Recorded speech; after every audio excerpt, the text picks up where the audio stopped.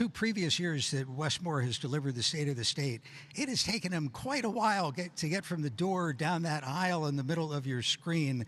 A lot of people looking for a handshake. Yeah, I think that's what he likes, that one-on-one touch, and there are a lot between the House and the Senate. It's 188 lawmakers crammed in there, not to mention other elected officials as well who are guests for the State of the State. Comptroller Brooke Learman in the middle of the photo, Senate President Ferguson at the top, and Speaker Adrian Jones of the House of Delegates. Well, let's talk about the state of the governor for a second. He is a little more than halfway into his first term as governor, his first elective office. He's the nation's only black governor, only the 3rd African-American person to be elected governor of a state.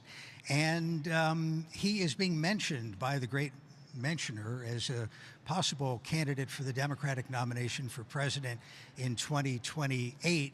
And so far, so good in terms of his approval rating here in Maryland. True that, but this could be a very difficult year for him, and that can change the entire landscape. Exactly. Lofty aspirations, tackling childhood poverty. Obviously extremely difficult to do. That's what the governor came into office promising, but now at the halfway point of his first term, suddenly there are some serious fiscal constraints. And budget matters can undo careers in the long run, and that is what's very challenging. It all really depends on how well, the governor and the legislature comes out of this session. Governor's office is on the 2nd floor of this historic State House in Annapolis. So procedurally, there's a delegation of leaders of the House and Senate who go upstairs, escort the lieutenant governor down, and then the governor. In recent years, the governor has spoken for about half an hour or so, a little bit longer last year. Depends on how many applause lines there are. And as we mentioned before, governor's speech will be followed by a Republican view of the state of our state. And you just heard the knocks at the door, so the governor is about to enter. Of the great state of Maryland, there's the Sergeant at Arms.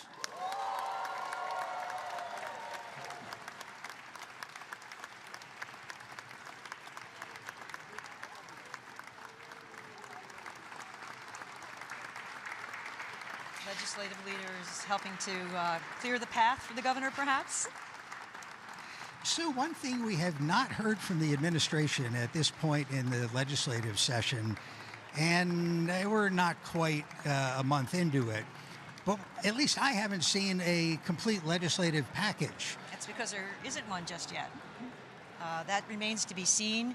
I suspect there are some lawmakers who might be a little concerned about it at this point. I mean, we're not deep into the session, but we are certainly at the point where the pace is going to pick up, which means more bills in committee and less time to really focus on a lot of attention. Governor, of course, has, there's our first selfie of the day. The governor, of course, has good relations with the legislature that is controlled by a supermajority margin of Democrats. Although one idea that he floated, don't know if it was off the cuff, at that Maryland Association of Counties convention or close to it, was the governor remarked that it would be a good idea if beer and wine could be sold in grocery stores. And in Maryland, for the most part, those things are not. They are in liquor stores. And that went over like the proverbial lead balloon in the legislature. Yeah, there's no bill in it right now on it that has come through yet. And that's a matter that has been visited here before. Members of the governor's cabinet on the top right side of the screen. There's the transportation secretary, the new commerce secretary, and governor will greet the presiding officers and begin what is his third State of the State address. Governor Wes Moore.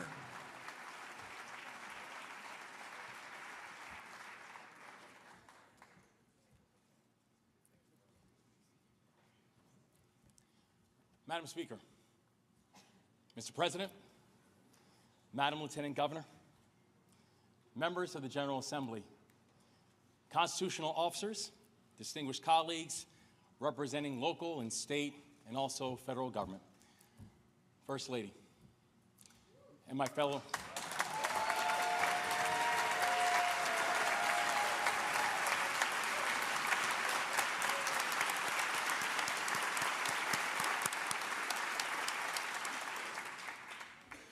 and all of my fellow Marylanders. I want to start by saying that we continue to pray for the families and also for the victims of the aerial collision that took place 1 week ago today over the Potomac. Our hearts are still with all of those who are hurting, and we pray for God's grace for all of those who we lost. What happened last Wednesday was one of the worst aviation disasters in American history. But I also do know this, is that when duty called, Maryland answered. Within minutes of the crash, Maryland first responders were dispatched to search for survivors. They didn't ask any questions. They just simply said, there are people in trouble and we need to help.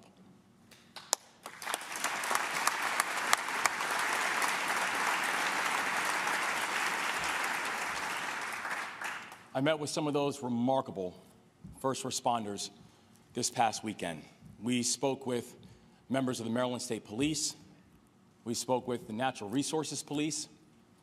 We spoke with teams from Anne Arundel County, from Prince George's County, teams from Calvert County, teams from Baltimore County, and teams from Baltimore City. It's clear that the journey to healing will be felt by both the family members of those who perished and also by the Marylanders who were the first ones on the scene to respond. Because they are going to have to deal with the images of what they saw for the rest of their lives. So I ask that we continue to keep all of them in our thoughts and our prayers as well.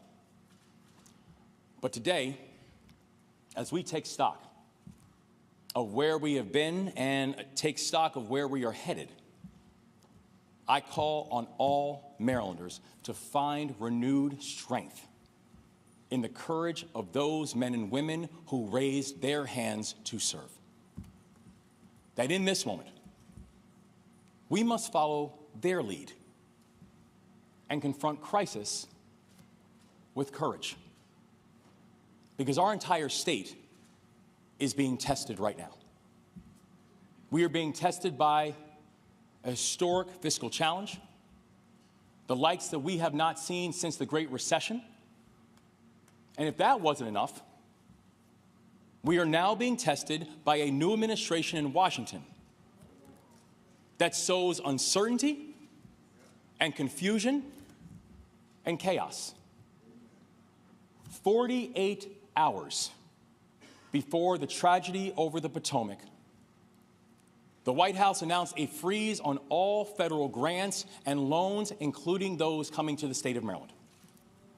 And in the days since the tragedy, we have seen the beginnings of a trade war, the shutterings of federal agencies, and thousands of workers laid off. These ideological moves will have a distinct impact on hurting our middle class, which is already feeling the pinch of inflation. And in a larger sense, and heartbreakingly, these actions mark a shift in a long-standing relationship and long-standing norms between Washington and Maryland, norms that have been preserved by leaders of both political parties and of all backgrounds. So now, I still look at the new leadership in Washington, and I hope that we can work together to make progress for the state of Maryland. That the members of the administration will preserve and deepen the partnership between Maryland and Washington, D.C. that has benefited our people all across the country for generations and across political ideologies.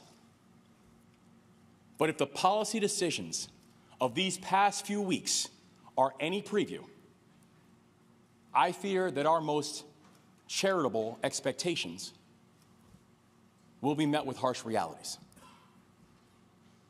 That at a time when our nation needs clarity,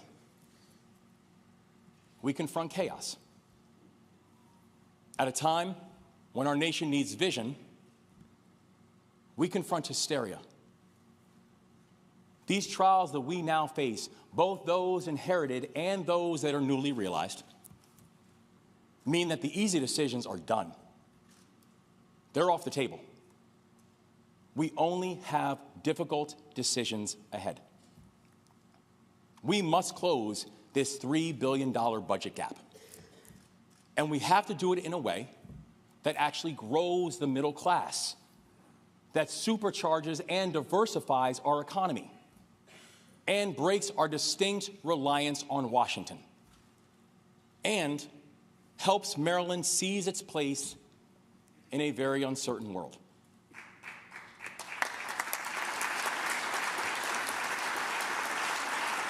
Now, I've warned about the storm and the dangers of the structural deficit even before I placed my hand on the Bible to become this state's governor.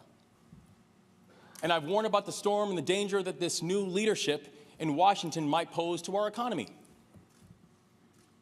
But now, these two storms have made landfall. And our job is not simply just to batten down the hatches.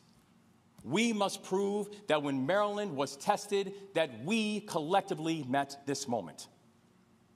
And while there are many opinions about how we ended up in this crisis, let's work together to make sure there is never a question about who solved it.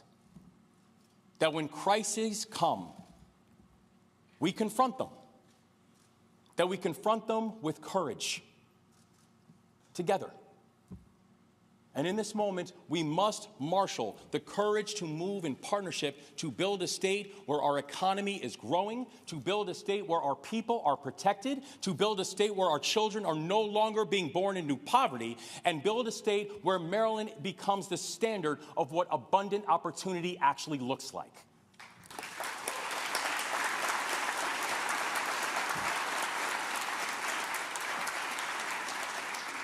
Because with assets this strong, our success shouldn't rely on the outcomes of a presidential election. And it should not rely on who holds the majority in Congress. With values this principled, we should not be complacent when the rights and the humanity of Marylanders are at risk.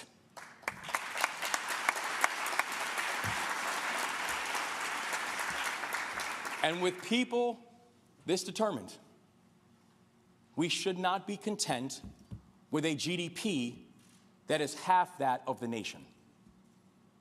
Marylanders deserve a government that looks every challenge in the face and still delivers results. And we've already collectively made real progress in just the last 2 years to do exactly that. That together, we have created nearly 100,000 Maryland jobs.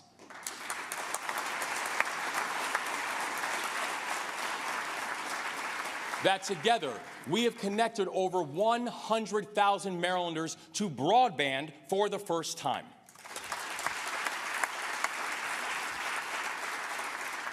That together, we have provided childcare to 16,000 additional Maryland children.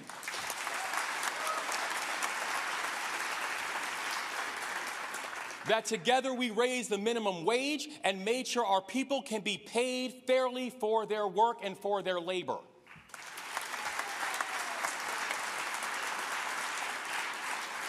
Together we brought the unemployment rate down from being 43rd in the nation when we took office to now being one of the lowest rates in the entire country, and we have seen women's labor force participation increase by more than almost any other state in America.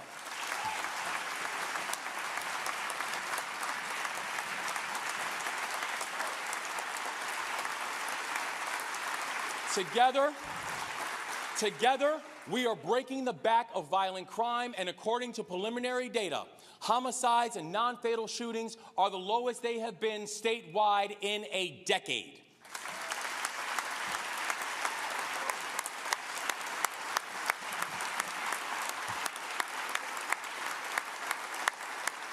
Today, Maryland is safer and more competitive than what it was 2 years ago. But there is still a lot of work to do. The journey forward starts by modernizing government. It starts by reining in spending and being more responsible in how we invest taxpayer dollars. We are looking closely at every single state initiative so we can invest in programs that work and stop investing in the programs that don't. Marylanders expect their elected officials to invest their tax dollars wisely. And we also need to ensure that where we increase investment, we grow.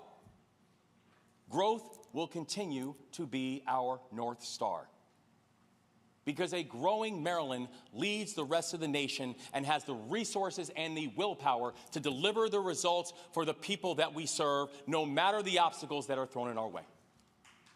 Our budget proposal includes more than $750 million to boost economic competitiveness and our workforce.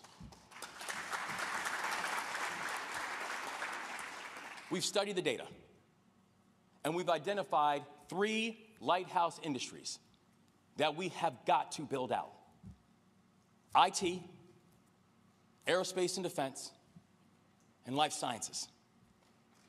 I want Maryland to be the capital of quantum, and AI, and clean energy, and biotech. And I want to make sure that all the sectors that will define the economies of tomorrow will be housed right here in the state of Maryland.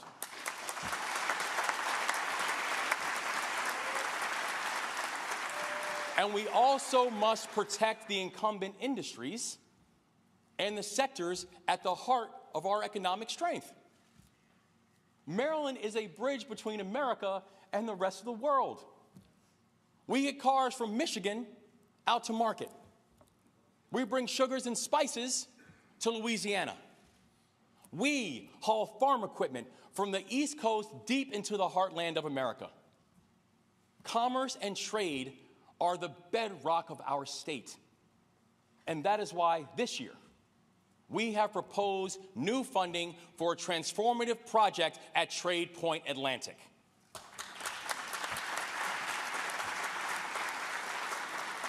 This work is going to increase the Port of Baltimore's container capacity by 70%, create more than 8,000 jobs, and generate $1 billion of private investment.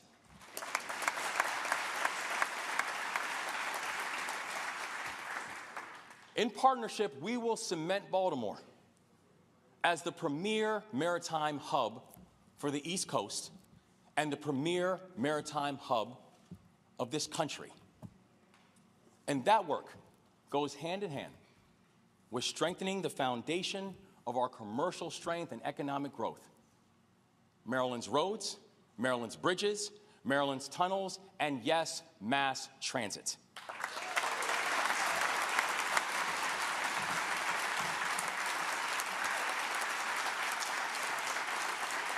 Listen, you cannot have economic mobility without physical mobility. It's not complicated. Our transportation budget includes more than $21 billion to make Maryland transportation safer and more reliable through common sense investments. We're replacing aging light rail cars.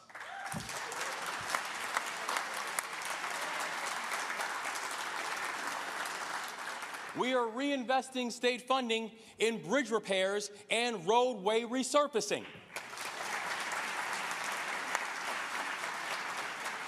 And we are advancing critical highway projects all around the state of Maryland, from 81 and 15 in Western Maryland,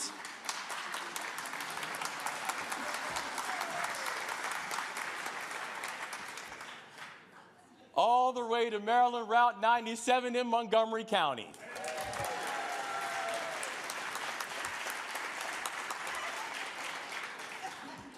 I'm loving the Montgomery County, Western Maryland battles going on right now.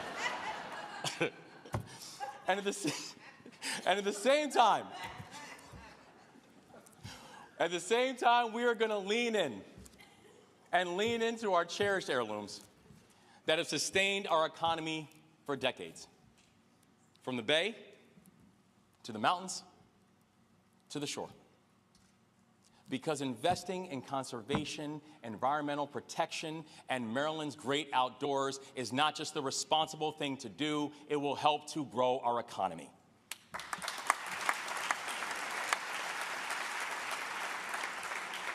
So listen, guys, for the first time in a long time, Maryland has a clear economic growth strategy. And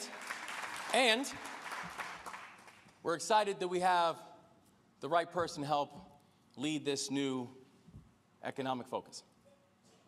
Because a few weeks ago, I was honored to announce my nomination of Harry Coker to lead the Maryland Department of Commerce. Most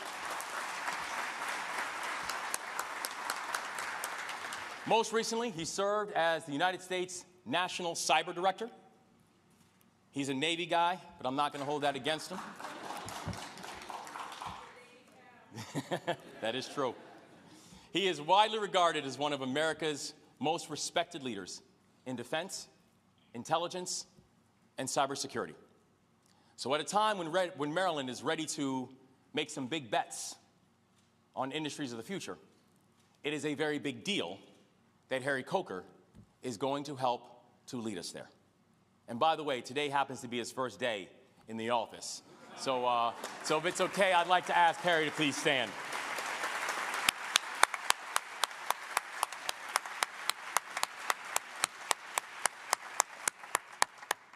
He's sitting with his remarkable colleagues and our members of the cabinet. This is quite the first day, Harry. But thank you, and we're excited to have you on board. And also, as we grow our economy, we must also reform this tax code, because the two are going to have to go hand in hand. It doesn't matter if I'm in St. Mary's County or if I'm in Ocean City. It doesn't matter if I'm in Frederick or Upper Marlboro. It doesn't matter if I'm talking to business leaders or municipal leaders. Every single Marylander that I talk to has a very strong opinion about their taxes.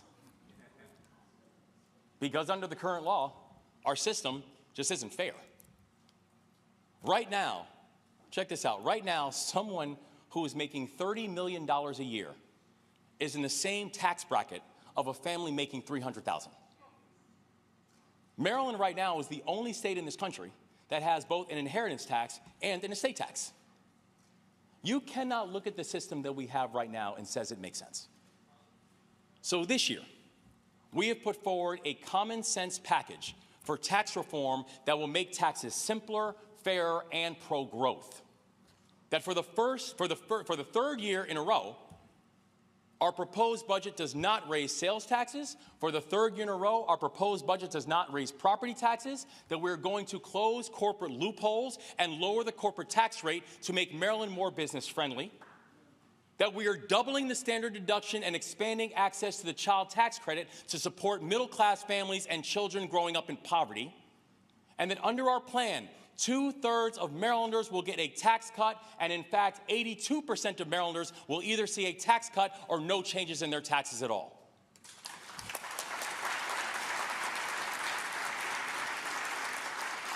And yes, we will be asking people that have done exceptionally well to pay a little bit more so we can invest in growing our economy. And listen, as someone who will be affected by this change, I'm okay with paying a little bit more if it means that we do not have to lay off firefighters or police officers.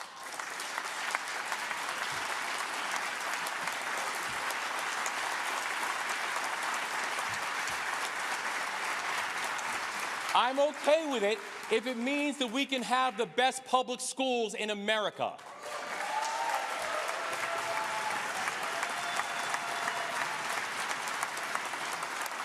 I'm okay with it if it means that we can have the resources to actually grow our economy and be strategic about the way that we grow.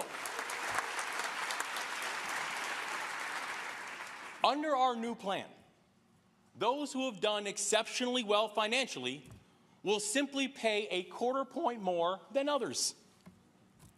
And the reason that we are so passionate about this reform plan is because we know who it will benefit most. It's going to benefit people like Liliana Mejia, who's the founder of Lily's Printing. It's a full-service printing company that she founded with her husband. In 2021, her Annapolis storefront was destroyed by Hurricane Ida. Liliana had to relocate to a church to keep things going. But Lily's Printing bounced back. Not only did they reopen the store in Annapolis, they have now expanded to Baltimore City. And as the founder of the Salvadorian Committee of Anne Arundel County and as a member of the Salvadorian Chamber of Commerce, Liliana isn't just a successful entrepreneur. She is a community anchor for immigrant communities all across our state. And under the tax reform plan that I have presented to both the House and the Senate, small business owners like Liliana will be eligible for both a corporate tax cut and an income tax cut. And Liliana is just one of the countless middle-class Marylanders who will benefit from our plan. And I'm thankful that she's here today. And I'd like her to please stand so she can be recognized. Thank you so much, Liliana, for all you continue to do.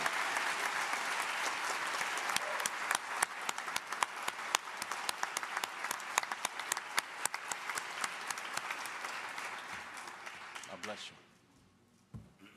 Liliana's story reminds us that in order to manage the crises that we are in, we need to be able to invest in our greatest strength as Marylanders. And that's our people. This year, let us rededicate ourselves to helping more Marylanders become active participants in a growing economy instead of being weighed down by a stalled economy. And that starts by ensuring that Maryland has the best public schools in the United States of America.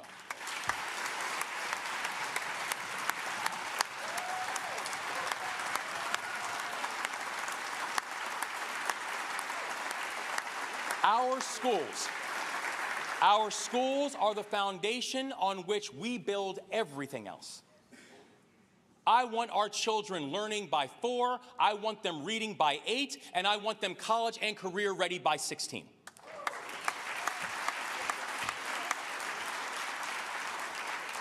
And this year, we are taking aim at the single largest barrier in achievement in our schools, and that is the teacher shortage. We are currently tens of thousands of licensed teachers short from where we need to be, and that is unacceptable. Our first order priority is recruiting and retaining world-class educators for every single Maryland classroom.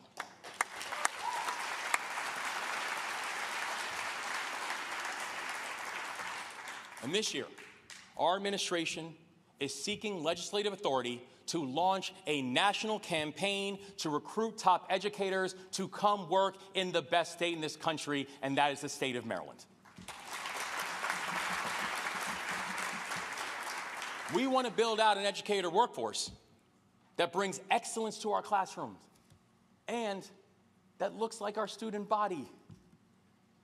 And as part of this initiative, we are building out debt-free paths to teaching and increasing funding for K-12 schools by $550 million, the largest investment in public education in our state's history.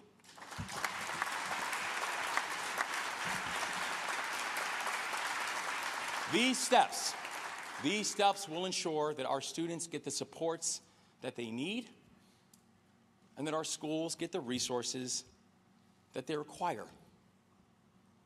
And we have someone with us today who reminds us of exactly what we're fighting for. Christy Tyson is originally from Mississippi, and I had a chance to visit her school, and as soon as she introduced herself and I heard that accent, I was like, oh, you're not from here. But she moved to Maryland in 2014. She got a job at Reisterstown Elementary, And she's now a first-grade teacher, inspiring young Marylanders and building young minds and making sure that our kids are learning the fundamentals of reading and writing. She knows that Maryland is the best state in the country to teach. And we are proud that even though Mississippi will always be home for her, Christy chose Maryland. Christy is here with her husband, who just re-enlisted in the Navy 2 weeks ago. And I'd ask for both Christy and her husband, would you both please stand so we can recognize you and thank you for your continued service.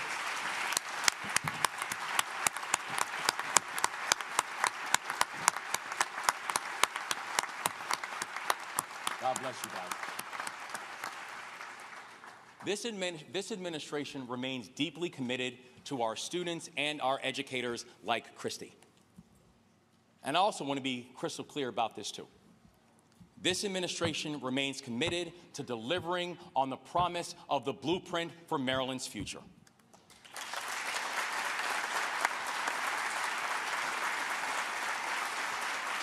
That for many in this chamber, I know this is deeply personal.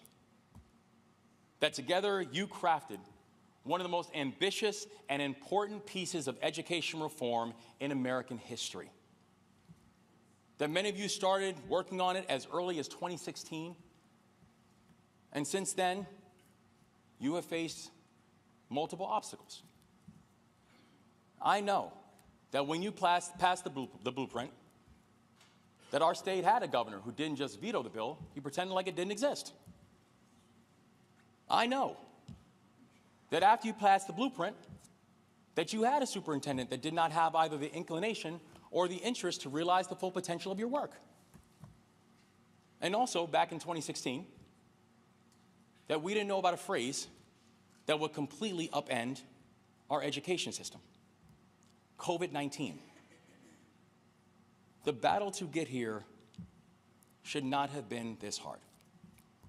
But now, we are in a new moment, with a school superintendent with a proven track record of getting big things done and delivering results, and also an administration that believes in the blueprint and wants to see the full force of this legislation realized. But if history teaches us anything, it's that laws of enormous consequence must be adjusted in order to endure changing times. But working together to make the blueprint more successful and sustainable does not mean we are backing down. It means we are stepping up. All of you did the hard work to create it. But together, we are going to do the hard work to make sure it is implemented effectively, and you have my word on that.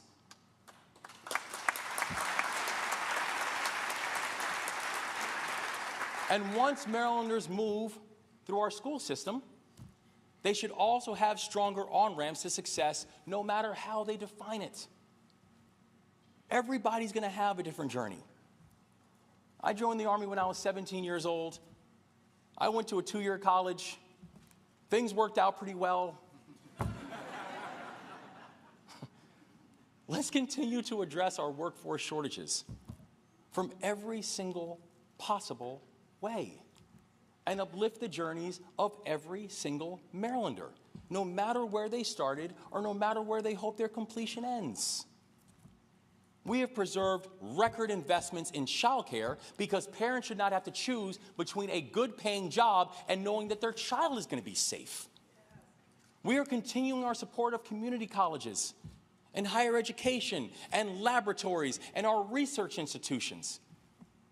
This year, we are helping to make Maryland a model employer by ensuring that Marylanders with disabilities can get hired and also build fulfilling careers.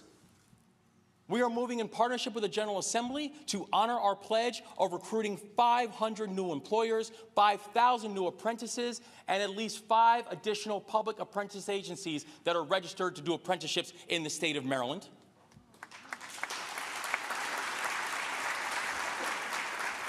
And this year, we continue to address one of the biggest obstacles that causes people to either move out of the state or decide against coming here in the first place.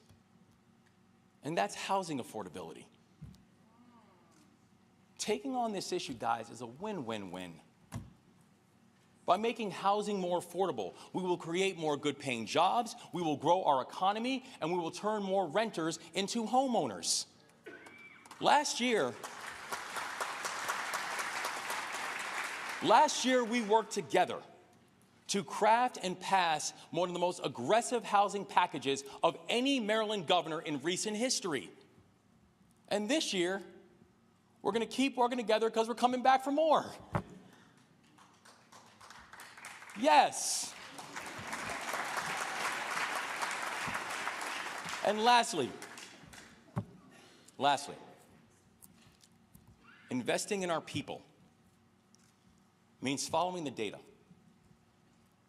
And the data is telling us that we need to have a greater statewide focus on supporting and elevating our men and boys. It's not just that in Maryland, labor force participation for young men is nearly the lowest that we've seen in 2 decades. It's also that suicide rates amongst men under 30 have been up by more than a third since 2010. Across the country, college attainment levels are now the same as they were for men and boys as they were in 1964.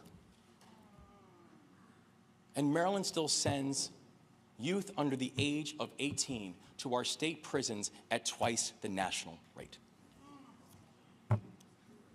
Guys, the data is telling us a clear message. We need to better understand and address what is happening with our men and boys. Now, I want to be clear. This administration remains steadfast in our support of all Marylanders, regardless of their gender or their background. And as the father of both a son and a daughter, I want both of my children to grow up with all of their God-honoring and God-given opportunities. But if we want to truly unleash the power of Maryland's labor force, we need to make sure that our men and boys are all right and that our men and boys are not continuing to fall behind.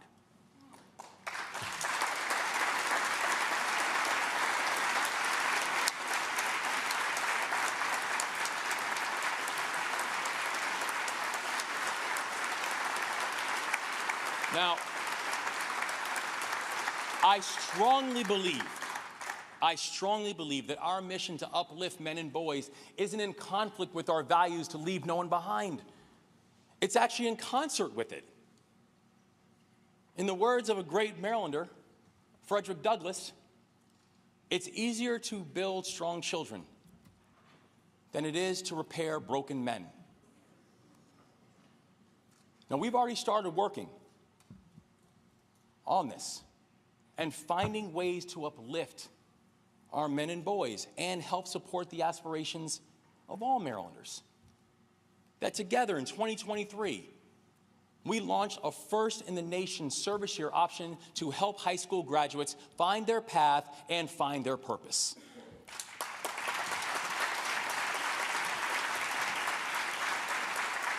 That in 2024, we made sure that we rewarded our service members through policies to both support veterans and military families.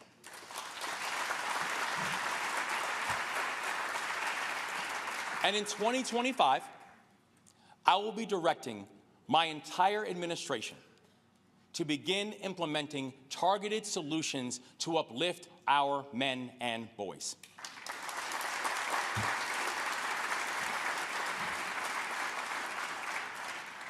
And part of the work must include removing the barriers that are holding many of them back from participating in the labor force, including our returning citizens.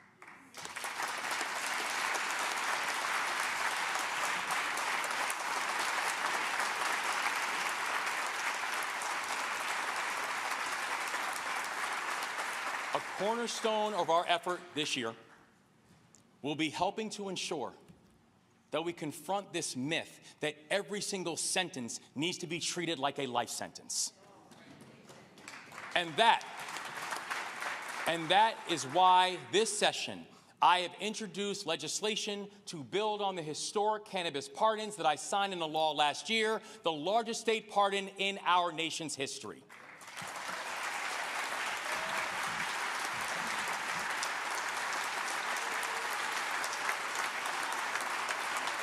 Our new bill would expand eligibility for expungement by allowing individuals who violate their parole or probation to petition to have their records wiped clean. This legislation will help us to build stronger pipelines to fulfilling careers and have a real and a tangible impact on Marylanders of all backgrounds, including our men and boys. It's men like Carlos Battle. Carlos is a reverend at New Shiloh Baptist Church. He's also a member of We Are Us, a nonprofit that, yes,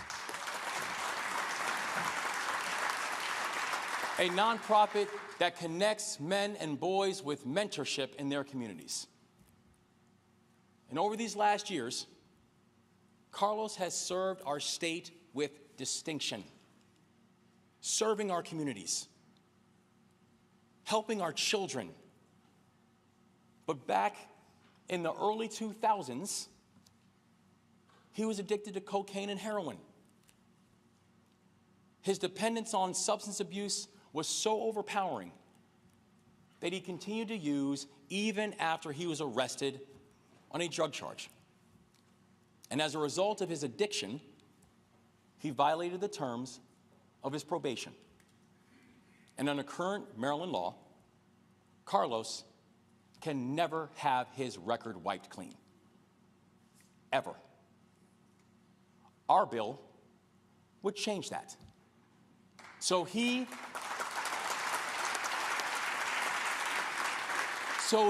can petition for expungement. So every time Carlos applies for a job or a home loan, he doesn't constantly have to be shadowed by a decision that he made decades ago. And Carlos, I'm thankful to say, is with us today. And Carlos, can we please ask you to stand?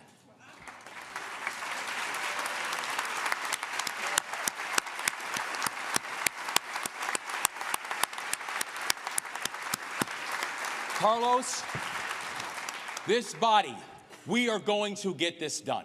And thank you so much for being here today.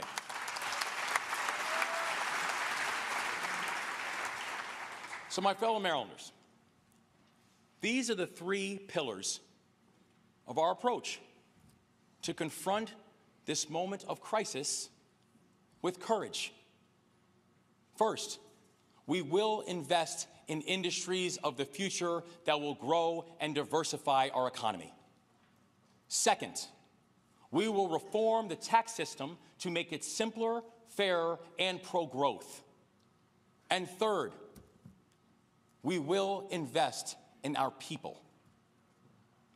Now, I don't want to suggest this is going to be easy, because it's not. We face not simply a test of our aspirations, but our fidelity to a long tradition of what defying the odds looks like when other people say things are impossible. I mean, after all, what is Maryland if not a family that is bound by challenge and also by shared aspiration? The fabric of this nation was knit here. Our greatest crises have been faced and fought here. We cannot forget that this is the northernmost southern state in America. Let's be clear. The bloodiest battles of the Civil War were fought here. The blueprint for our nation's unity in the face of division was established on our land. And we persevered. It's the story of Douglas and Tubman. They risked their lives for the cause of freedom. It's the story of Jackson and Marshall, who changed the rules of a society where they said separate could never mean equal.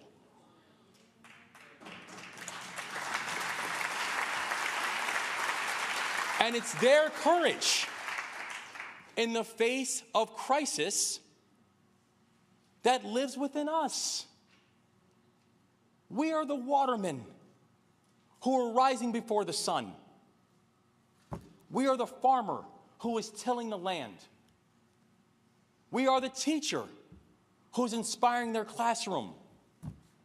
We are the craftsman who is leading their union hall. We are the researcher who is curing diseases. We're the minister who's uplifting their congregation, even when the congregation is still searching for something to believe in. They set the standard for what our work must look like. And we are going to need their help and the help of each and every Marylander to ensure that we seize the opportunities and that we answer this crisis with calm and clarity. But here's the thing. I don't need to tell anybody in this chamber about what I'm talking about, because you all have been doing it long before I was ever elected. You're the ones who held firm during the Great Recession when this state needed your leadership. You are the ones who kept the state moving even when we were forced to leave Annapolis in the middle of a session during the onset of COVID-19. And when the Francis Scott Key Bridge collapsed, and our people were calling for swift action in the face of that crisis, you were the ones who came together within days to craft and pass the Port Act to make sure that our dock workers were not left behind.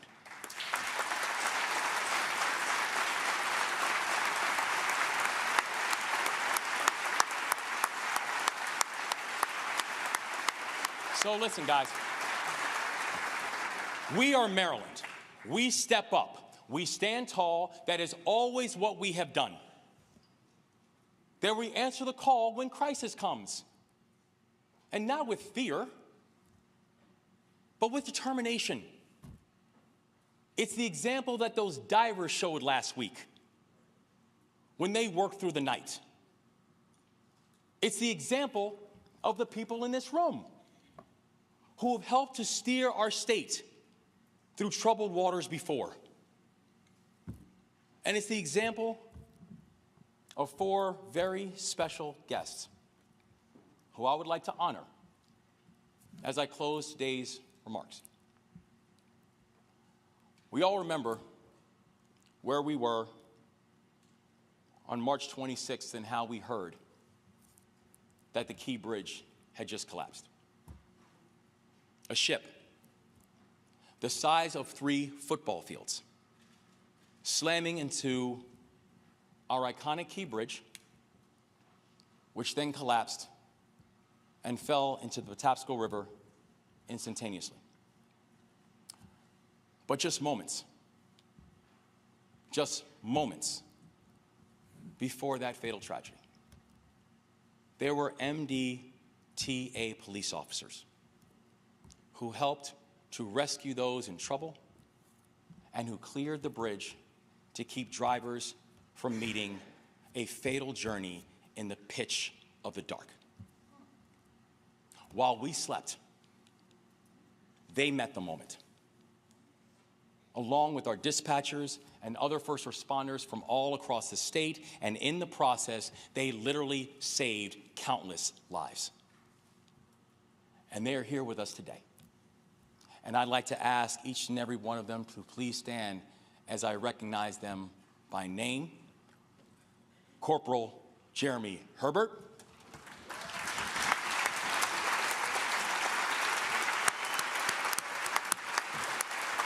Officer Gary Kurtz.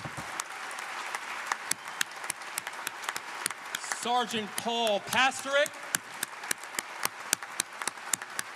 And Officer Timothy Ballblitz.